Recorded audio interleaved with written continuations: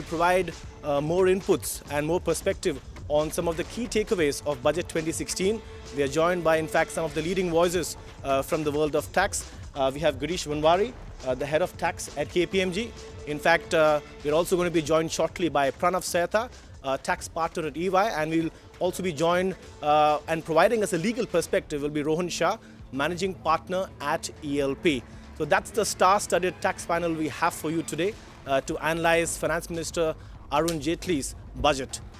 Pranav, welcome to the show. Girish, welcome to the show. Thank you. Gentlemen, thank you so much for taking our time and joining Pleasure. me on this special budget fine print. Let's start off with you, Pranav. In fact, one of the biggest pointers when it came to this budget was whether or not the long-term capital gains tax regime would be altered or would be, in fact, tinkered with.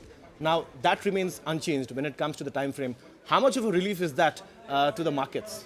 I think that's a big relief indeed. From a market standpoint, there's no doubt that that comes as a relief. I do not think that the government at this stage would have felt the timing is right to implement such a measure. I don't think conceptually or in principle too much fault could have been found if that had been done. But the big surprise to me was that even for unlisted shares, the finance minister, at least in his budget speech, said that the period of holding will be reduced from 3 years to 2 years. So that just goes to show where the thinking is, that even 2 years is long term. So even if probably next year or year thereafter something were to come for listed shares, at least it will be 2 years, not 3 years. Though we didn't find that particular provision appropriately introduced in the finance bill itself, that might have been a sheer oversight. I'm sure that will get corrected. But the fact is that if for unlisted shares the long-term period is going to be 2 years, then even if and when it were to come, it would be 2 years for listed as well at the maximum. Absolutely. In fact, at this point of time, I would also like to welcome Rohan Shah, who joins us. He's going to be the lawyer on the panel. Rohan, we were talking about the fact that there's been no tinkering to the time frame for long-term capital gains investment. How much of a relief is that? Because that was a big driving force behind the recent nervousness in the markets. Yeah. So I think, markets reacted to the factor of its worst fears not coming true. So the fact that nothing has happened, I think, is welcome. That's good news. And from my perspective, a lot of what he's done actually is very, very positive. And I don't think one should only see it from the lens of the market. There's a lot of detailing there which is very positive for India Inc. All right, Girish, now let's move on from the entire aspect of long-term capital gains tax. And let's talk about how he's looked at the handling of the controversial retrospective tax cases. Now, there are multiple companies that are currently embroiled in retrospective tax cases. They have challenged the constitutional validity of these cases at the high courts. Clearly today there seems to be a window for these companies to settle these cases because there'll be no interest, no penalty, you pay your principal and that's it. How much of a relief is this, Girish? So actually there are three aspects to it. First is that there is a commitment not to ever do retrospective taxation again, which is very welcome. Second is no new cases unless the committee approves it, gives its verdict. So clearly the uncertainty will go down with it. But with the open cases which are now getting litigated in the Indian courts or even in international courts pursuant to BIPA, is just paying tax good enough? The tax amounts are huge, Ashwin. I mean, if you put penalties and interest to it, it becomes absolutely undoable. But the tax amounts are huge itself. So how much of an incentive is that to pay up the tax and move on with life? I know some cases where the tax amounts are very huge itself. So I don't think these companies will pay the tax amounts and leave it. They will litigate. All right. I think the best move would have been to just do away with the retrospective amendment. I know, perhaps the government didn't go the whole hog and scrap the controversial retrospective tax laws. I want to pick on what Girish is saying, that in some cases the tax amount is really big. Now this is a clear window, Pranav. Do you think Vodafone would be tempted to pay the principal and settle that long pending 8-year-old tax pat? Well, it's very difficult to get into specific entity discussions, but the way I look at it as a country, if we have gone so far, the very fact that after the Supreme Court of our own country has decided in a certain manner to then levy a retrospective tax, changing the rules of the game is something in principle which is just not acceptable. And the finance minister has said again and again and again, including the prime minister, that no new retrospective taxes. That itself shows how strongly the sentiment is in principle against such a tax.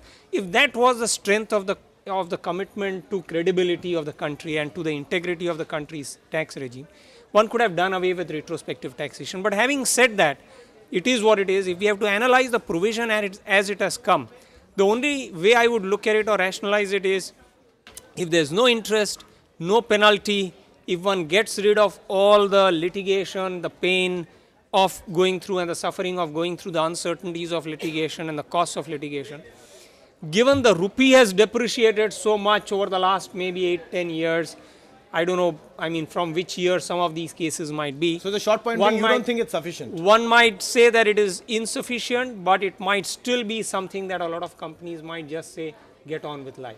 All right, get on with life. Ashwin, Rohan, in fact... may I just have a comment on please. this? And slightly contrarian to what Pranav is saying, I just think this is bad faith. And the reason is, you've said repeatedly that no retrospective. We don't support retrospective.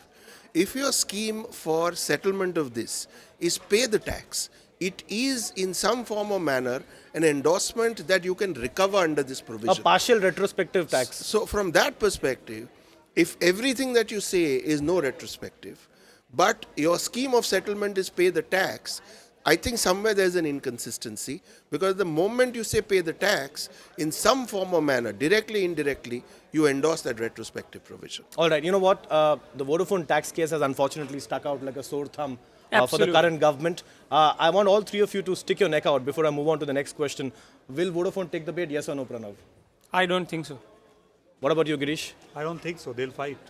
What about you, Rohan? I don't think so as well. All right, a lot of pessimism on the panel as far as Vodafone opting for this. And the way I look at it, Ashwin, is forget the honesty, integrity, credibility also. I think the country would have economically gained. It would have been a masterstroke to give it up, because the benefit that would have brought for the country economically would have been much greater. And good ethics and good economics always go together. I would have felt if they had gone the whole hog, the kind of sentiment it would have created would have been very different. Of course, the best would have been if it had happened 2 years ago in the 2014 first budget. But even so, I think it just would have sent a message or a signal that would have created a different perception about India altogether. All right, point taken, But Pranav. Ashwin, just one. Yeah. I think we have tied this issue too much into Vodafone.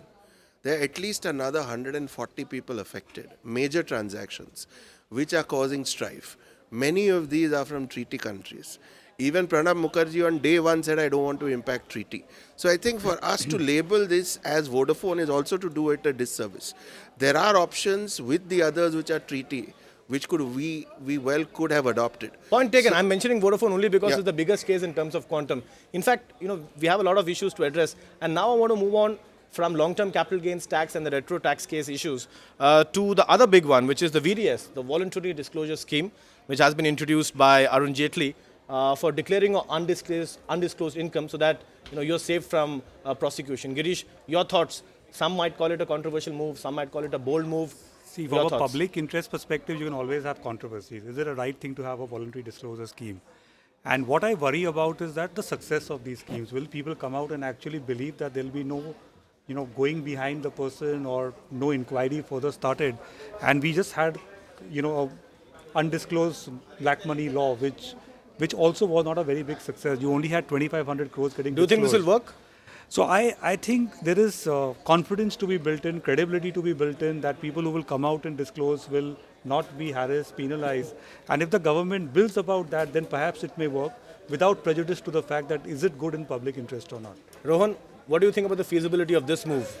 See, certainly the rate of interest or surcharge and the penalty is far more benign. So instead of the sort of 60% burden that you would have had in the context of black money, here you're talking about 45. So I think that should enthuse it. The problem is the credibility of tax administration, because you disclose today and you trust them in the context of the future, not to reopen, not to scrutinize, and to come through with the criminal prosecution, ensuring that you don't face any of that. So from my perspective, one needs to see they've done what they can do. But don't you think the government's been a tad benevolent by introducing the scheme in the first place? Yeah, so to my mind, they've done what they have. I think, apart from all the issues of unfair or fair to other taxpayers, it's a step in the right direction of saying, look, we want more people in the tax universe, we want to collect more. I think they've done the best they can. How people respond is really up to the people, but I think the government has done what it could do. I know, nobody can predict the behavior of the SSEs. Step in the right direction, says Rohan. Pranav, do you expect any challenges, any practical challenges while implementing this VDS scheme? Right. The way I look at it, Ashwin, is that if they follow this through with a very, very clear, focused tax administration to ensure that after this window of opportunity closes, anyone caught with unaccounted monies or wealth is going to be treated with full guts in terms of the consequences under the tax law. Then probably one would have still said that, okay, this last amnesty is pardonable. But otherwise, I feel it's going to be a challenge, because what it does is it impacts the psyche of a taxpayer. That for an honest taxpayer who paid tax 10 years ago, parted with his money, maybe at that time the tax rate was also much higher. I know, but the government's direct tax collections are also sagging, so it really doesn't have too much of flexibility. Yeah, that's true. But that's what I'm saying, that if you want to ensure that this does not become a moral hazard, you must ensure then that as a tax administration, it is combined with a very non-corrupt and very even-handed assessment on all taxpayers who are then found with unaccounted incomes, and go in a very focused manner after them.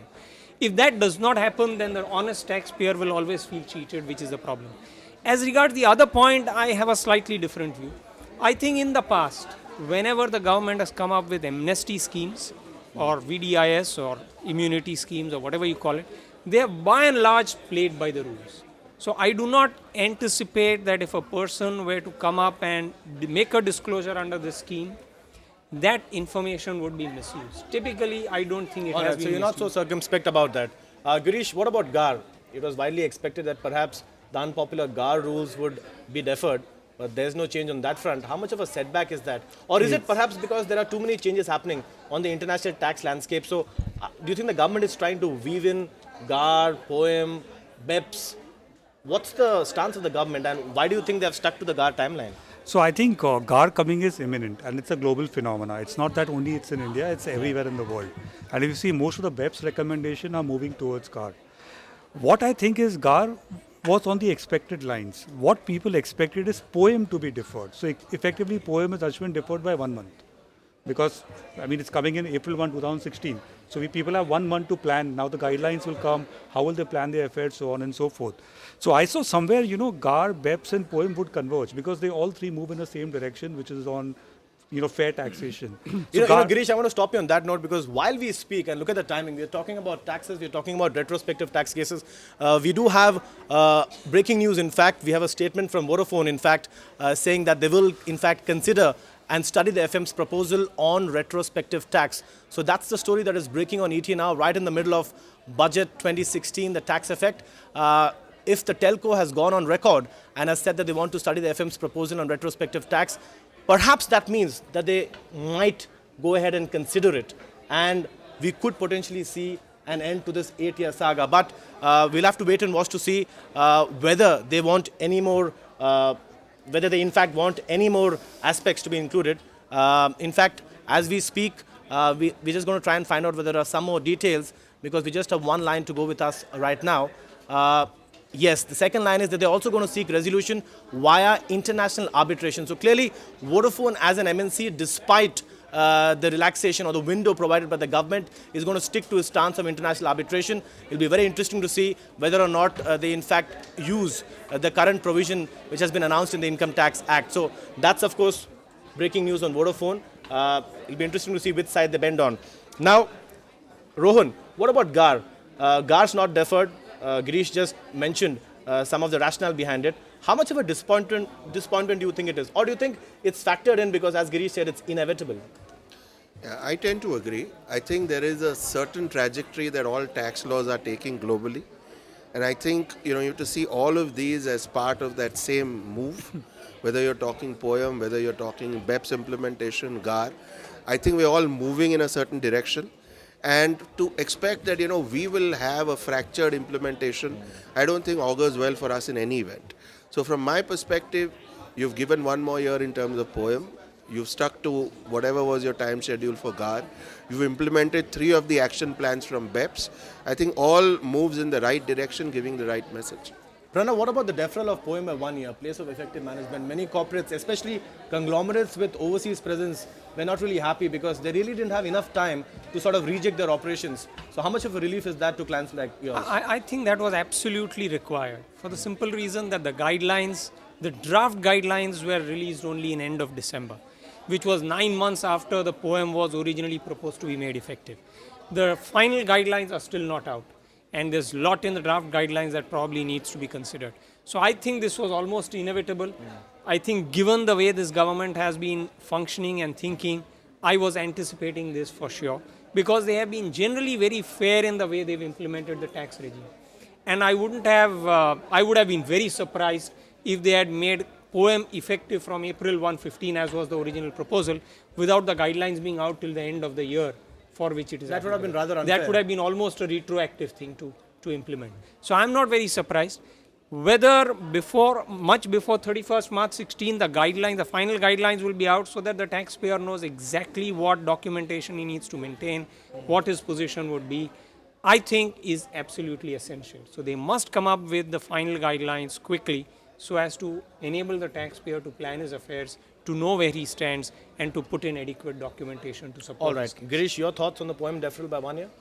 I think it should have been more, because 1 year is too short a time frame still. Assuming the guidelines, as Pranav says, even comes in the next 1 month, it's too short a time frame to realign the business models. Because this is going to change the whole structure and organizational structures of companies. So I would like a longer deferral. And as Rohan said, converging all to GAAR would have been a better option, which is April 1, 2017. Poem, GAAR, and now we're starting with the BEPS partial recommendations, and hopefully all would converge. All right, now let's look at direct taxes. It's been announced by the FM in the past that he would want to gradually reduce the corporate tax rate from 30% to 25%. We didn't really see too much of action in that in today's budget. Are you disappointed? Actually, no, because the fiscal headroom appeared to be challenging. So as you saw in the economic survey, maintaining the fiscal deficit was important. Now we could have gone from 3.5 to 3.7, but the headroom was really very, very little. And the exemptions you can't take away in one go. I mean, if you see the SEZ exemption is still there till 2020. It's a fine balancing R&D. act he has to I think maintain. it's a very good balancing act. So it would be actually a little premature to say it should have gone down by 1 or 2%. Certain sectors have got it, like manufacturing and small companies, but I think I'm not disappointed with this. Rohan, it's only, as Girish was saying, it's only in the case of certain sectors, some small manufacturing companies where it's been reduced. But there was in fact a big expectation that the corporate tax rate, the headline corporate tax rate would be reduced by say 1% or 1.5%, so that the budget would display the FM's intent to reduce it in a phased manner. Are you disappointed that that's not happened for the broader universe? No, I'm not, because if any such reduction was to take place, correspondingly you would have seen exemptions go, you would have seen certain deductions go, and I think it has to be done in an attenuated manner. They've given you a roadmap, they've told you what they will do, what they won't do, and from that perspective, this is a 4-year race. He needs to begin in a very small way. He's done it. So I don't think there has either been a knee-jerk in terms of reduction, nor in taking away any benefits. I think it's a more mature approach to saying, okay, this is what we intend to do. And if this is a path, and he consistently keeps to the path, I think the belief will be far greater than a token 1% here or 1% there. All right, Pranav, there was in fact a lot of clamor in the industry, especially in the pharma sector, because there was talk about R&D exemptions being phased out.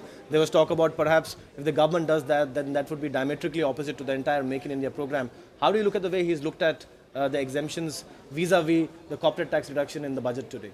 Right, so I know that there was a lot of clamor, expectation that the rates would be reduced this year. I never expected it, to be honest, because to expect a rate reduction in a year in which maintaining the fiscal deficit was a challenge, and without doing away with any exemption or holiday for that year, meaning financial year 16-17, would be asking for too much. So I always thought that was unrealistic in expectation. But what I do feel is, he has given enough time for phasing out of exemptions, deductions. That's fine. That's perfect, in fact.